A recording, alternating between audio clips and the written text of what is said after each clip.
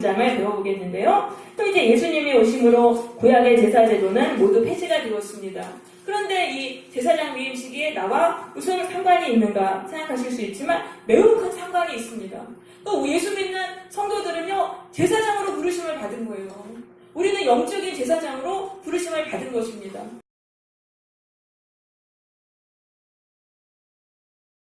이 산돌은 그 앞에 나오는데 예수님이에요. 예수님처럼 신령한 집으로 세워지고 신령한 집, 성전이 된다는 것입니다. 우리가 예수를 믿으면 성령이 우리 가운데 오셔서 우리가 성전이 됩니다. 하나님의 영이 우리 가운데 계시니까 성전이 되는데, 자 이제 예수로 말미암아 하나님이 기쁘게 받으실 신령한 제사를 드릴 거룩한 제사장이 된다는 것입니다. 될지니라라는 것은 거룩한 제사장이 되기 위해서 부르심을 받고 훈련을 통해서 제사장으로 세워진다는 그러한 말씀입니다.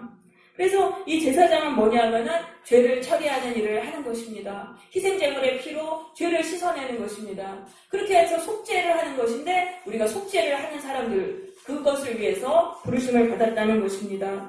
속죄가 왜 이렇게 중요하니까? 속죄는 엄청나게 중요한 거예요. 이 죄를 씻어져 나가면은 마귀가 다 떠나요.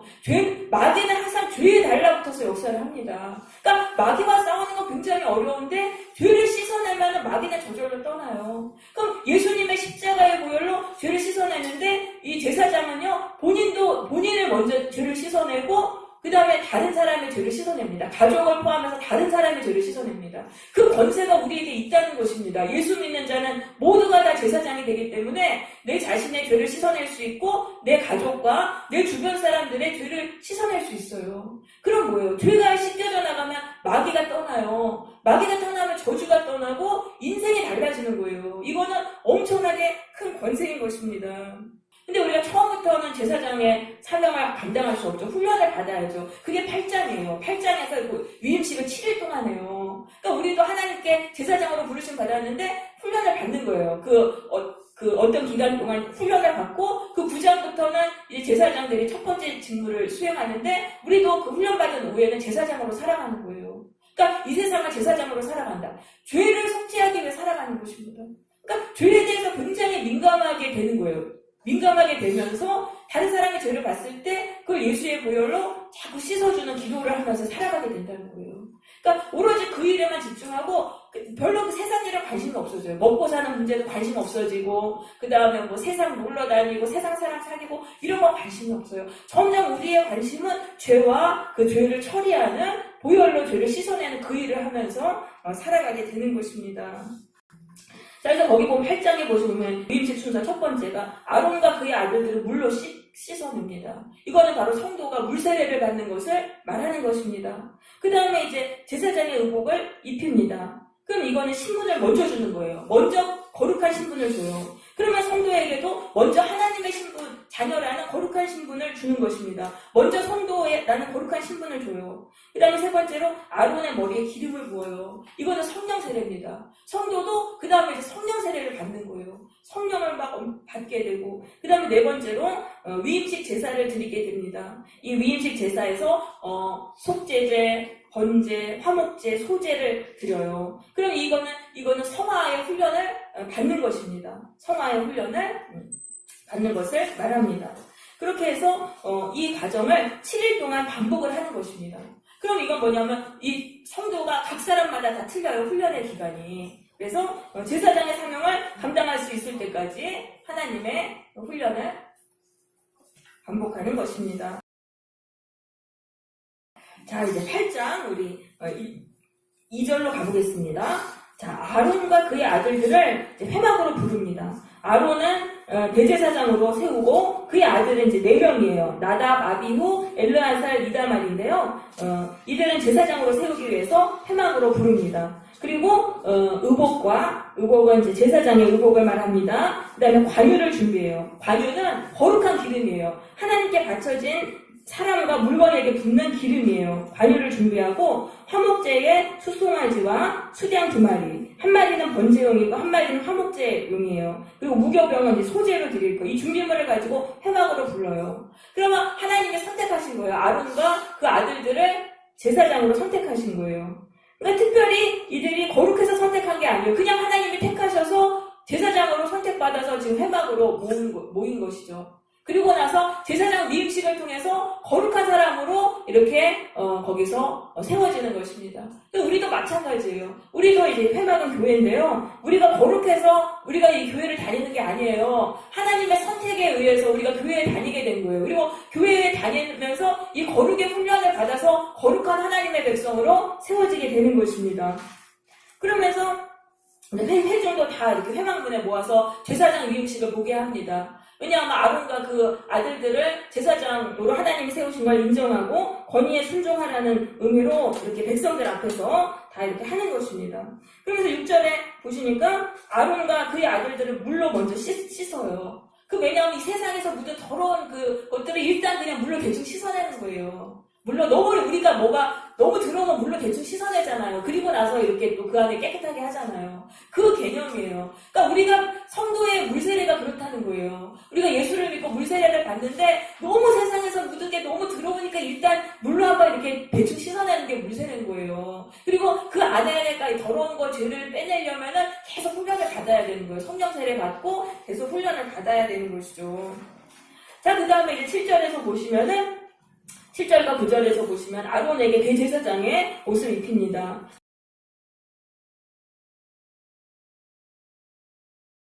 먼저 이제 대제사장의 옷을 입히는데 속옷을 입혀요. 흰색 속옷. 제일 그 속에 있는 거, 발등까지 오는 그걸 입히고, 그 다음에 겉옷을 입혀요. 청색 겉옷을 입히고, 그 위에 에봇을 입혀요. 에봇은 지금 앞치마예요. 제사장이 두르는 앞치마 같은 거예요. 그 다음에 에봇에 띠를 띄우고 그 다음에 흉패를 붙여요. 흉패는 가슴에 이렇게 정사각형 모양의 그 패가 있죠. 이스라엘 12지파를 상징하는 12보석이 달려져 있어요. 그리고 이 흉패에 우림과 둠밈이라는 제비 뽑는 기구를 넣습니다. 그래서 하나님의 뜻을 알 때 거기서 이렇게 딱 뽑아가지고 그 하나님의 뜻을 정하게 됩니다. 그 다음에 머리에 이제 모자를, 흰색 모자 관을 쓰고, 거기에 금패를 붙이고, 거기에는 여호와의 성결이라고 이렇게 쓰여 있어요.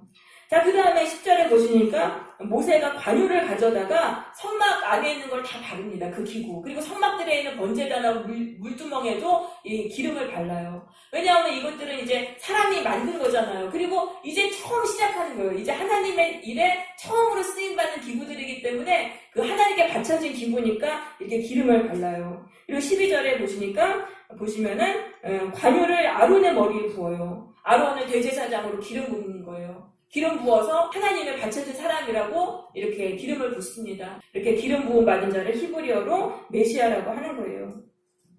자, 그렇게 해서 이제 옷을 입히고 아론의 아들들은 제사장이잖아요. 그들에게는 속옷하고 띠하고 관만 입혀요. 대제사장은 화려하게 막 이렇게 입는데 제사장들은 그냥 흰색 속옷이랑 허리띠랑 이 흰색 모자만 하는 거예요. 그렇게 하고 제사장은 이제 기름 부음도 받지 않죠. 자, 그럼 이제 이 옷을 입힌다는 건 뭐냐면은 거룩한 신분을 준다는 것입니다. 그래서 먼저 성도들에게 거룩한 신분을 줘요. 우리가 교회에 다니면 하나님의 자녀라는 신분을 먼저 주는 거예요. 그리고 그 신분에 걸맞는 사람으로 훈련을 받는 것이죠. 그리고 이렇게 이제 아론의 머리에 기름 부음 받는 건 성령 세례입니다. 그래서 우리가 성령 세례를 받아요. 성령 세례를 받으면 내가 죄인이구나 그걸 깨닫게 돼요. 그리고 죄인이 살려면 예수님밖에 없구나 그거를 깨닫게 되는 거예요. 그다음에 이제 성령 세례를 받으면 그다음에 이제 그게 끝이 아닌 거예요. 성령 세례가 끝이 아니고 그다음에 어떻게 되냐면 이제 위임식 제사를 드리는데 14절부터는 위임식 제사를 드리는데 14절에서 먼저 속죄 제사를 드려요. 그리고 18절에서는 그 다음에 번제를 드려요. 그 다음에 22절에 보면은 위임식의 수장인데 이제 화목제사를 드리는 거예요. 화목제를 드리고 그 다음에 그 26절에 보면 무교병인데 이게 소제를 드려요. 거기 이제 주보를 보셔도 지금 나와 있는데 이 순서가 이런 거예요. 위임식 제사의 순서는 속죄제, 번제, 화목제, 소제. 그럼 속죄제는 뭐냐면은 내 죄를 먼저 예수의 보혈로 씻어내는 거예요. 그러니까 이 성도가 성령 세례 받으면 그 다음에는 이런 훈련을 받게 되는 거예요. 내 죄 문제, 내가 해결할 수 없는 죄 문제를 먼저 예수의 보혈로 씻김을 받아야 돼요. 예수의 보혈로 고침 받아서 내가 죄에서 해방이 돼야 돼요. 죄 문제에서 풀려나야 돼요. 그 다음에 번째는 뭐냐면 헌신이에요. 그럼 내가 죄에서 고침받은 나를 하나님께 드려서 100% 드려서 하나님의 나라와 영광을 위해 살아야 돼요. 그 다음에 이제 화목제는 뭐냐면은 하나님과의 화목, 이웃과의 화목을 힘쓰며 사는 삶을 말하는 것입니다. 하나님과 화목, 이웃과의 화목을 힘쓰며 살아야 돼요. 그러니까 하나님에 대해서 원망하는 마음 다 버려야 되고, 하나님이 싫어하는 게 죄잖아요. 죄와 우상숭배 다 버리고 하나님이 좋아하시는 일을 해야 되고, 그 다음에 이웃과 화목하게 되려면 어떻게 되겠습니까? 이웃이 나한테 잘못한 게 있어도 용서해주고 어떻게든 잘 지내려고 우리가 그렇게 노력을 해야 한다는 말입니다. 그 다음에 이 소재는 감사의 삶입니다. 매 순간 감사하는 삶을 살아야 돼요. 근데 소재 때는 무교병을 바쳐요. 무교병은 뭐냐면 위선이 없는 삶이에요. 진실한 삶이에요. 그러니까 성도는 100% 액면가 그대로 살려고 노력을 해야 돼요. 나를 멋있게 보이고 나를 막 이렇게 부풀리고 이런 걸 하면 안 되는 거예요. 그래서 이 위선을 버리는 삶을 살아야 되는데 이게 훈련을 받는 거예요. 우리가 성령세례 받은 후에 그게 끝이 아니고 계속 이 훈련을 받아요. 내 죄를 먼저 씻김받고 하나님께 헌신하고 또 하나님과 화목, 이웃과 화목을 위해서 노력하고 감사하는 삶, 진실한 삶, 이것들을 계속 훈련을 받는 거예요. 근데 22절에 보니까 좀 특별한 게 있어요. 위임식의 수량이 이제 화목제의 수량입니다. 그 수량을 안수해서 이제 그 죽인 다음에 그 피를 이 아론의 그 오른쪽 여기 귓불이랑 오른쪽 여기 엄지손가락이랑 오른쪽 엄지발가락에 발라요. 그리고 아론의 아들들도 여기 오른쪽 여기 귓볼이랑 여기 오른쪽 엄지손가락, 오른쪽 엄지발가락에 발라요. 이거 뭐냐면 하나님의 말씀을 바르게 해석하는 걸 말하는 겁니다. 우리는요, 성도는요, 하나님의 말씀을 바르게 해석해야 돼요. 하나님의 말씀을 딱 줬는데 그거에 속죄 이 피를 바르지 않은 사람은요, 막 이기적으로 해석하는 거예요. 자기에게 유리한 대로 그거를 해석해버리는 거예요. 그러면 안 되고 하나님의 말씀을 있는 그대로 내가 그거를 정말 진실하게 받아들이는. 그러면 귀에 속죄의 피를 발라야 되겠죠. 그 다음에 손과 발에 속죄의 피를 발라야 돼요. 이건 뭐냐면 순종을 해야 된다는 말입니다. 하나님의 말씀을 들은 것으로 끝나는 게 아니라 그 말씀대로 순종하며 살아야 한다는 그런 말씀이 되겠습니다. 자, 그 다음에 이제 30절 보세요. 30절. 모세가 관유와 제단의 피를 가져다가 아론과 그의 아들들한테 뿌립니다. 관유는 뭐예요? 거룩한 기름이죠. 제단 위의 피도 속죄의 피입니다. 이 둘 다 거룩한데 이거 두 개를 섞어버려요. 이걸 피 섞은 기름이라 그러는 거예요. 피와 기름을 섞어버려서 피 섞인 기름. 그럼 이거는 엄청나게 거룩한 거예요. 거룩한 것과 거룩한 것이 합쳐지니까 엄청나게 거룩한데 이거를 막 아론하고 자손들 아들들한테 막 뿌리니까 거기서 막 거룩하게 되는 역사가 일어나는 거예요. 그러니까 인간 자체는 거룩할 수가 없어요. 인간은 죄초성이에요. 그런데 피 섞인 기름이 발라짐으로 거룩하게 되는 것입니다. 그럼 피 섞인 기름이 뭐냐면 보혈과 성령이에요. 보혈과 성령. 그러니까 성령과 보혈이 동시에 역사할 때 그때 인간이 변화되는 거예요. 거룩하게 변화되는 거예요. 그럼 성령과 보혈과 성령이 언제 동시에 역사하냐면 우리가 죄를 회개하며 기도할 때 예수님 앞에 예수님 저는 죄인입니다. 이러이러한 죄를 지었습니다. 막 고백하면서 예수님의 보혈로 이 죄 고쳐주세요. 죄에서 씻어주세요. 눈물로 회개기도 했어요. 근데 그때 성령이 임한 거예요. 그게 바로 보혈과 성령이 같이 임한 거예요. 이게 최고의 능력이에요. 이게 되면은 어떤 죄인도 다 바뀌어요. 어떤 사람도 다 바뀌고 나는 이제 죄에서 돌아서서 하나님 뜻대로 살 거야. 이렇게 변화되게 되는 거예요. 그래서 제일 강력한 기도가 회개 기도입니다. 교회에 와서는 회개 기도를 해야 돼요. 내 죄를 자꾸 회개하면서 기도하는데 정말 성령이 역사하실 때까지 눈물이 나고 성령이 역사하실 때까지 계속 기도하면 그 사람은 하나님께 완전히 바쳐지는 거예요. 거룩한 사람으로 바쳐지는 것입니다. 자, 그 다음에 31절에 보니까 아론과 아들들에게 그 이제 고기를 먹으라 그래요. 화목제 제물의 그 고기를 화목제 그 수량의 고기를 삶아가지고 그 광주리 안에 있는 떡이랑 먹어라. 그럼 이 먹는 게 바로 맹세를 하는 거예요. 하나님 앞에 내가 제사장의 사명을 행하며 살겠습니다. 맹세하고 서약하는 게 바로 먹는 거예요. 옛날에는 이렇게 먹는 거를 통해 가지고 맹세를 하게 했어요. 그래서 이거를 먹었습니다. 근데 다 못 먹잖아요. 그러니까 남은 것은 고기와 떡의 나머지는 불살랐다라는 말씀이고요. 33절은 그럼 유임식을 7일 동안 해요. 이 복잡한 과정을 7일을 해요. 그럼 완전하게 성결하게 하시기 위해서 제사장들이 지금 아론과 그의 아들들이 세상에서 묻었던 그 더러운 때들을 다 벗어버리고 하나님이 쓰시기에 합당한 사람이 되기 위해서 7일을 반복을 하는 거예요. 그럼 성도가 제사장의 사명을 감당하려면요, 이 세속의 때를 다 빼내야 돼요. 그리고 하나님에게 합당한 사람을 훈련받아야 되는데 그 기간이 바로 7일인 거예요. 7일은 완전수거든요. 그러니까 성도에게 각 사람마다 필요한 그 훈련 기간이 다 달라요. 그 충분한 기간을 말하는 거예요. 그래서 어떤 사람은 이 기간이 짧을 수도 있고 어떤 사람은 정말 오래 걸리고 수십 년 걸릴 수도 있어요. 근데 대부분 오래 걸려요. 어떻게 세상에서 묻은 때가 금방 빠지겠어요. 그 하나님께 오랜 기간을 걸쳐서 그 죄가 다 빠져나가는 거예요. 그러면서 제사장으로 정말 살 수 있도록 하나님께서 그 사람을 준비시키시는 것이죠. 그런데 35절에 보시면은 7일 주야를 회막문에만 머무르라는 거예요. 바깥으로 나가지 말아라. 바깥에 나가면은 죽는다. 그 왜 뭡니까? 바깥으로 나가면 또 세속에 더러운 게 묻어오니까 거룩이 또 훼손되잖아요. 그러니까 나가지 못하고 7일 동안 이 안에만 있어라.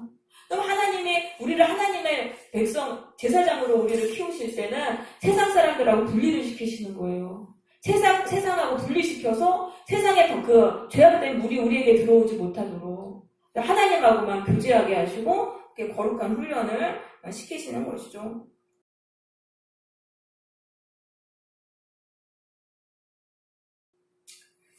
자, 그렇게 해가지고, 이제 9장에 보면 드디어 제사장이 첫 제사를 한 게 나옵니다. 일주일 동안 위임식에 이제 했어요. 그리고 8일째가 돼서 아론과 그의 아들들이 제사장의 첫 제사를 드려요. 훈련을 통해서 제사장의 사명을 감당할 수 있게 되면 그때부터 제사장으로 살아가는 거예요.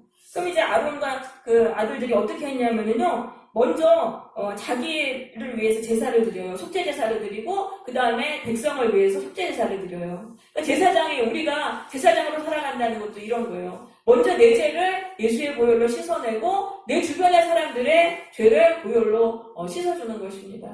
그러니까 주변 사람들의 죄를 정죄하는 게 아니에요. 제사장의 사명은 정죄가 아니고 속죄예요. 그러니까 내 주변 사람들의 어떤 사람이 이제 죄에 대해서 봤어요. 그걸 보고 정죄하고 꾸짖는 게 아니라 그냥 아무 말 안 하는 거예요. 그리고 집에 와서 그 사람의 죄를 씻어주는 거예요. 예수의 보혈로 씻어달라고 계속 기도해주는 거예요. 그러면 그 죄가 씻겨져 나가요. 그러면 그 사람이 생명을 얻어요. 생명을 얻어요. 죄에서 고침받아서 정말 생명을 얻어요.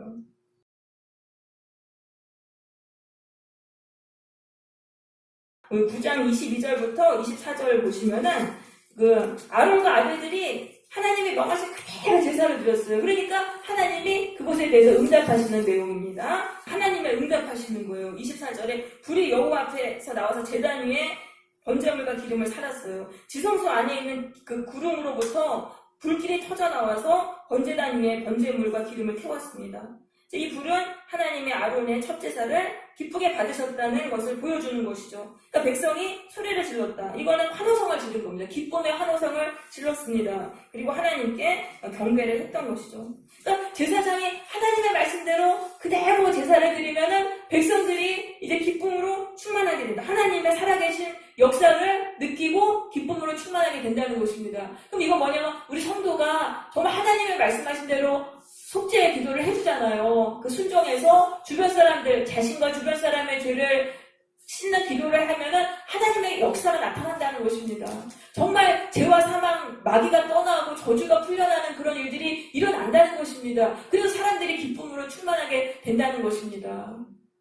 내 힘으로는 죄를 씻어낼 수가 없어요. 근데 속죄 기도를 통해서 죄에서 풀려나는 거예요. 그러면 사람들이 얼마나 기쁘겠어요. 죄로 죽어가는 사람이, 저 사람이 나를 위해 기도해줬는데 내가 죄에서 고침받고 풀려난 게 느껴지는 거예요. 그러니까 기쁨으로 충만하게 되고 생명을 얻게 되는 것이죠.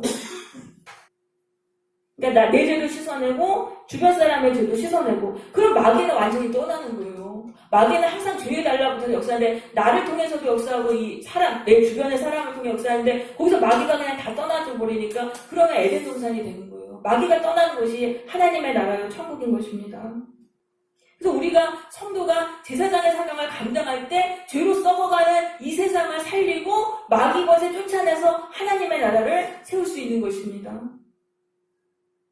그래서 우리가 성도는 제사장의 사명을 받았다는 걸 꼭 기억하시기 바랍니다. 우리의 사명은 정죄가 아니고 속죄다. 다른 사람 정죄하는 거 이제 다 버리고 그 사람을 위해서 기도해줘야 되는 거예요. 그 죄를 예수의 보혈로 씻어주는 기도를 해서 그 사람을 죄로부터 풀어주고 살리는 역할을 해야 되는 것입니다. 그럼 이 제사장의 사명을 행하려면 죄인들 가운데 들어가서 살아야 돼요. 죄인들하고 살기가 아주 피곤해요. 거기에 막 막히고 막 역사하기 때문에 피곤한데 그게 싫다고 외면해버리면 안 돼요.